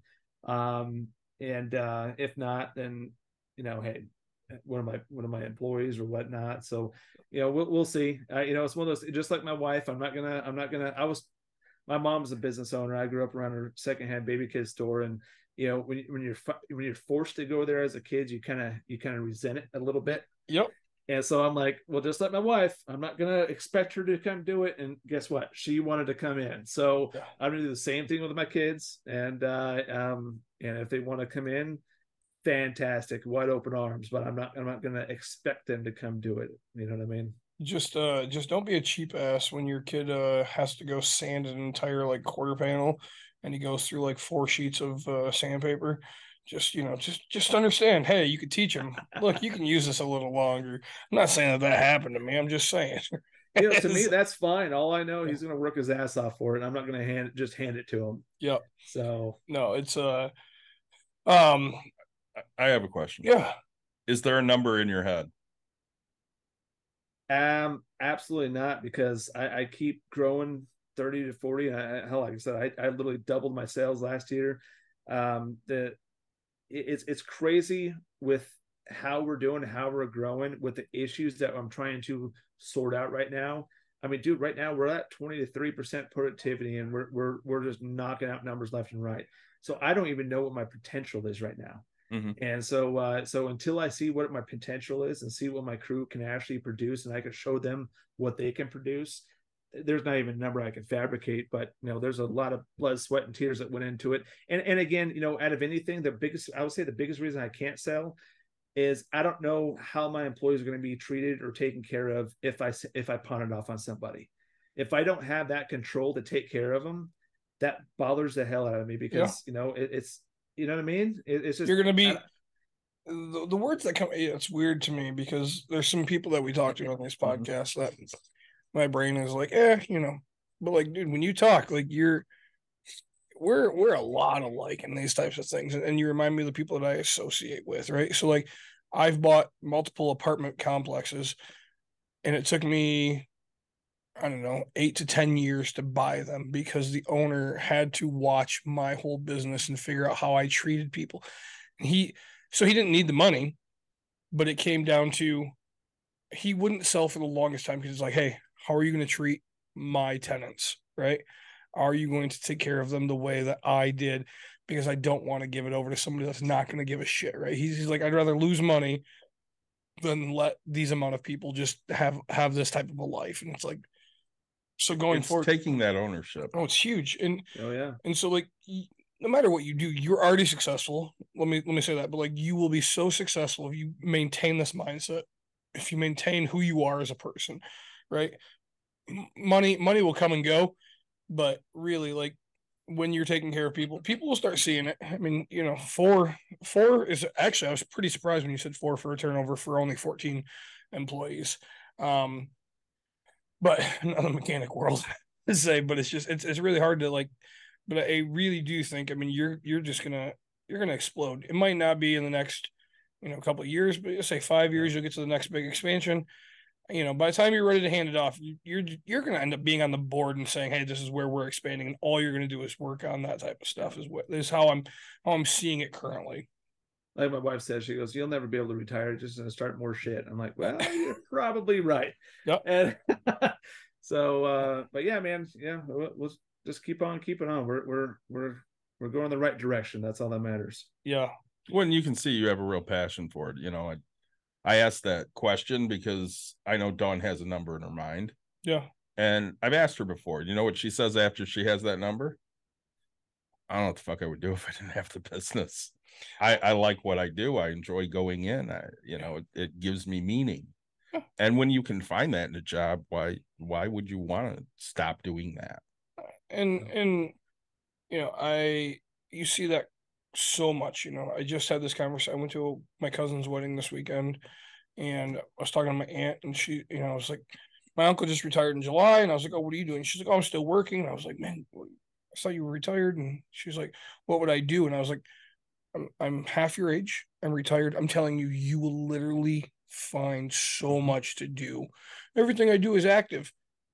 Okay, well, I can't get around. And I was like, trust me, you've I mean, she's been on the board of education. She's been on the board of this.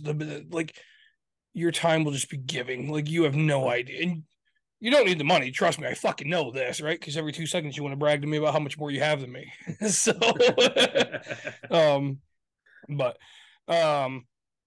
right. So, all right, where are you? So, word of mouth is huge for getting people. Where are you getting all of your clients from? Not just on the corporate side, but like, I mean, I do advertise it. So in the shop, I pay quite a bit on marketing and advertising. Even, and it's kind of funny is we're always about 2 to 3 weeks booked out in here in the shop. And my marketing guy is like, hey man, let's do this. I'm like, I'll tell him, I'm like, well, you can never just pull back on our marketing. You can't just say, turn it off. You can't do that. And so, so I told him, like, here's, I want to do a advertising ad for not pushing business but by educating customers. He goes, wait, what? I'm like, yeah, have customers like, hey, this is how like what, is a shop taking care of you, ask the right, help them ask the right questions and this and this. And he goes, I have never had anyone in all the years I've been doing this ask me to do that. I'm like, well, I don't need to be pushing anything. I don't need my phones to be blown up because they're already blown up right now and we're backed up right now. So I mean, anyone that's going to be coming in, they're not going to come if we're 3 weeks out. And so, but let's just do this. And, it keeps us in front of people. And then, hey, maybe this helps out people. And hey, let's just see what happens. I ended up making a phone blow up even more because they're like, oh my God, we're not trying to say call us and get in the door, like the bait and switch type of marketing or whatever. Oh, gotcha. And but it's you still got to pay for it. You gotta hustle it. And on the service truck side, we have some ads going out for like the big rig guys, when they have their driver's logs and their trucks and the truck stops or whatever. But that's predominantly a lot of Google searching and finding companies that I didn't even knew existed. There's some ginormous companies out there that you never even heard of because all they do is just deal with wholesalers, and they're like the top of the top. Like there's one client we prospected. They have 285,000 trailers nationwide. Wow. That is, I can't even fathom seeing 285,000 freaking trailers. And so yeah, just seeing what's out there. All you can do is go fishing and see what happens. What gives you the best return on investment advertising wise? Definitely not Yelp. That was the most horrible freaking investment of marketing I've ever done in my life. I would say I sponsor some marching bands. And for high school, like my fifth grade, my high school instructor, I sponsored their school. I say that the person to person, talking to him, give him the old school, give him a business card, and then at that point, because I think that really that makes your Facebook social media stuff go wild. I mean, it's all about social media and pushing that way for marketing. But man, if you're out there in midst of people and being a part of like car shows and, giving back to the community and those type of things, and you have that physical card, when I'm out there, I got my fucking logos everywhere. Yep. But and then people start seeing that, they start looking you up, and then it just starts a snowball effect. So I think it's not just one thing, it's a combination of a couple things coming together to really just take off and blow up. Well, I know for us, like our best return on investment's always social media ads, so Facebook especially. Yeah. When we first opened, my wife freaked out immediately because we had this huge media storm of we're the first rage room in the area, and come see us. And then of course after the initial push died down, sales dropped because we were brand new. Yep. And she freaked out and she wanted to get a billboard. And the billboard was something like $4,000 a month. And I told her, absolutely not. We're not doing a damn billboard, because I pass billboards every day and not one billboard has ever motivated me to buy anything ever. So she ended up doing radio ads for a month, which still costs like $1,500. And I wasn't happy with that, but it wasn't a billboard. So I was like, okay, we can try this. And she got done doing that, and she goes, never again. I'm going to stick to Facebook ads because they're cheaper. I get it in front of way more people, and the return on investment's so much higher. Yeah, you could pick your demographic at that point. Absolutely. I mean, those billboards, the only thing that works on that one is the Snickers one that just has this colors of Snickers that says nothing about Snickers, but I'm like, I want a Snickers. Because it's just that, it's just that brand recognition was so deep on there. But until you get to that point, something like that's not going to work. Never. No. Well, and I'll see local like plumbers and heating and cooling guys. They'll have their stuff there. I never call them. Never once. Yeah, not at all. I call a friend and I go, usually him. I'm like, hey, who do you got for a plumber? Because he works with plumbers, so I can trust it. I got another guy that sells plumbing supplies. He works for like a national company. And you didn't have a plumber at the time. And I'm like, hey, who do you use for a plumber? And he's like, I called these 3 people. And I called one of them. He came right out, did the job. I didn't worry about who was on a billboard. Right. Yeah, the guys on the billboards, I'm like, oh my God, they're expensive. That's exactly it. I don't want to pay for that shit. So they got enough money to spend $4,000 a month on a billboard. Oh, fuck, some of the other money it's come from me. Exactly. Nobody's doing anything for free. Yeah. Man, I said I got to get a. So you have Callahan t-shirts? I do. Well, I'm actually out right now. We're getting ready to do a big run on new shirts for just regular Callahan shirts or fire shirts, and we just get a rough draft going for my artist. It's gonna look badass. So I'm excited. So he did that logo, and Yeah. so it's Are they 10 millimeter wrenches? what's that? Are they 10 millimeter wrenches? It's I would say 10 to 13 because those are the ones you lose all All the goddamn fucking time. So at least you know where your one is. But I mean, Yep. no, I say when it comes to marketing, I mean that, and you'll find that, right? If they're marketing to an extreme like that, they're going to be more expensive. Always. Sure, they're. I don't know about their quality, right? Like, granted, I've used a few here and there, but and I have some guys like if it's a big job, I'm probably calling them because they just know how to handle it. Just like you said. I mean, you got all these small mom and pop shops that, they're not investing $100,000 to figure out if it can read a computer and what little sensors frying, right? Like, you're willing to go spend that. So yes, I have to go spend it with you, but at least you're out there. I know I have it, but never in my life if I'm going to go, yeah, sure, come in with your white polo, and do my HVAC. No, if your polo or if your shirt is white, no, you ain't working. Say you're doing sales, buddy. Well, I would say another amazing tactic in the marketing side. It's more it's like I'm gonna call it marketing, but it's more CRM. Is the system that we have. I mean, once you get in my web, it's hard to get out. And but here's the thing: is just like dentists and stuff like that. You brush your teeth every day, but you don't think about your car. Normal people don't think about their car every day. You know what I mean?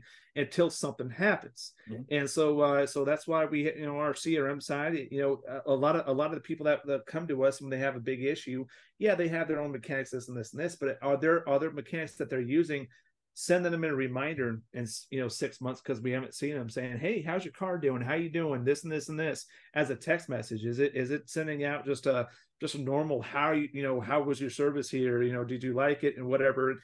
After a year, if we don't see them back, hey, it's something we did wrong. You know what I mean? That type of stuff. Yep. So it's and that goes a long way as well, because number one, they know we're here, but also it makes them kind of sit there and think, wow, they actually do care about my car. Yeah, it's automated, but at least they have the system in place to remind me. Like, actually, I don't know. Can I bring it in? It's been a long freaking time. You guys are the last one that touched it. It's like, okay, well, either A, they're going to go back to another place. Hey, our text reminded them, or B, they're going to be like, hey, this is actually kind of cool. I didn't really think about this. I want to go back to these guys. So, and then a lot of times that, the word of mouth, that's where that kind of starts rolling, starts spinballing that way. Hey, go call these guys, this and this and this. So it's and especially in our industry, we try to keep our bathroom really clean because 70% of our clientele is female. Mm-hmm. Yep. And so you gotta know who your clientele is, and so there's a lot of little things out there. Are we perfect on all aspects? No, but we try. Man, I had a great question. So everybody's gonna want to know, and I want to know what's the coolest car, in your opinion, that you've ever worked on? That I've ever worked on. There was a 67 or 68 Camaro that came in twin turbo. I mean, it was, I don't know that. No, there's another cool car from there. We dealt with some pretty badass stuff. Yeah.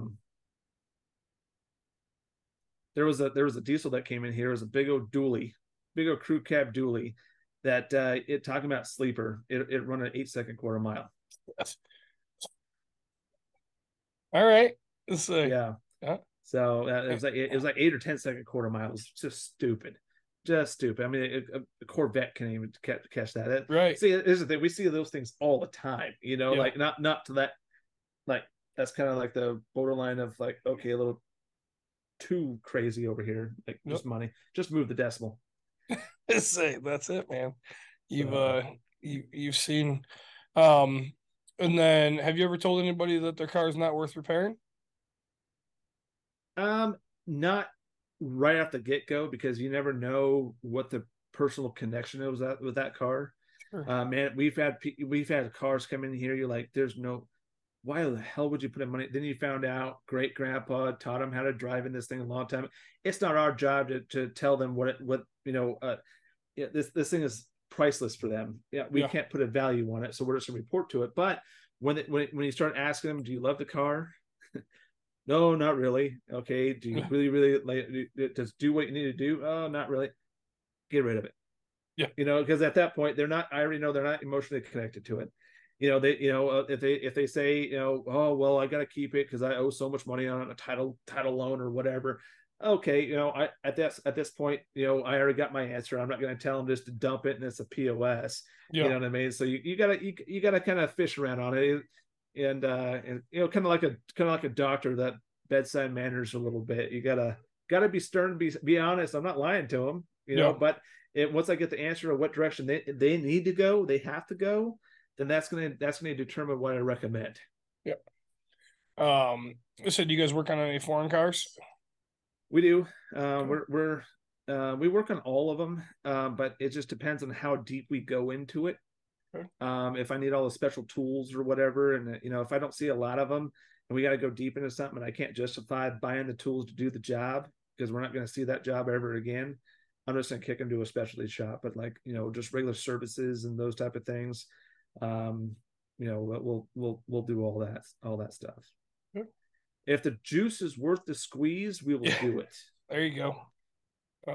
Let's say, because there's and that's the thing. I don't think people understand how many tools you guys actually have to have. Oh, it's stupid. I mean, I swear we talk about metric and standard, and then there's a size in between there for some of the stupidest things, right? You have to hook that bends 45 and then 90 and then 12 and then 16 degrees, and it's the only way to get the thing in there is have this specific thing. It just blows my mind, right? Oh yeah. That's why I just absolutely crazy. I go without it. I'm like, I don't need that anymore. Say, option delete. That's the button I pick. Option delete. Yeah. Say, so all right, if you wouldn't mind, tell everybody how they can find you. Anybody that's corporate that's listening, how they can get a hold of you. I've really enjoyed this interview. I think you're a great human being. I hope we keep in touch. I'm gonna actually rush this one up. Sure. Yeah, I'll post this tomorrow. Yeah. Probably. Well, I appreciate you guys on this. So we're on Facebook, all the at Callahan Automotive, and our website is CallahanAutoAZ.com. And my name's Preston Callahan. You can hit me up personally on that one. Even if they want my phone number or whatever, you guys need to reach out, I'll give everyone my phone number. You can call me. I'm all about helping people. I'm not here to. I didn't come on your show. I'm not doing this to try to advertise myself and push myself. I've went through the punches. I've went through a long way. I'm like, I think I've got a pretty cool story to tell. So if I can help somebody, fantastic. But hey man, if anyone needs any service, needs any help with the business, anyone has any questions, I mean, hey man, it's fun to help people when you got your ass handed to you multiple freaking times. Yeah, that's listen, that's anything else that we forgot to ask you that you want to share with us? Nothing I could think of, man. This has been a blast, you guys. I truly appreciate you having me on board, and it's been a pleasure. So I think you've already answered this, but I'm going to ask it anyway. Yeah. So we like to check back in with guests that we really like. So you're absolutely interested in coming back on, I assume. 100%. You got me. Fantastic. You got me. You allowed me to drink at 3:00 in the afternoon. Fuck yes. I mean, that is a nice perk of this job.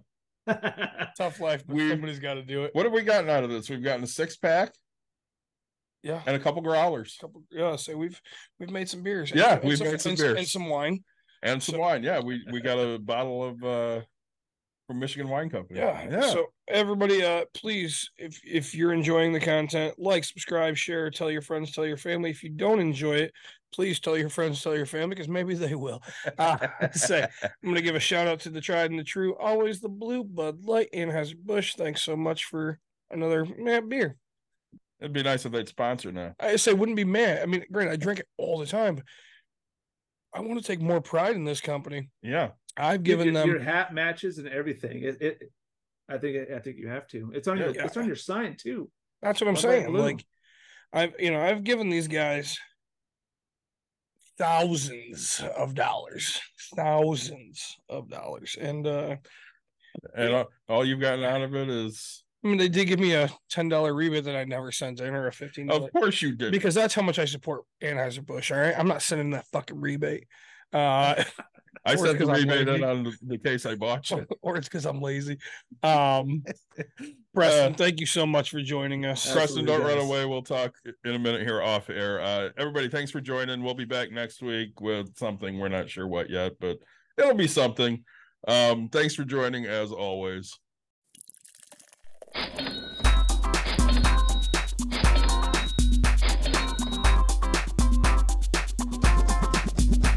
You've dialed in To Bucks and Brews, you might hear something you can use. like tips on your cash or tips on the suds. You're gonna want to The use smarts of these because stuff. they know the brews. And they know the Bucks, and they know they can't help the stubborn fucks. So listen up, cause shit's not funny. And save yourself some Beer money, bucks, and brews.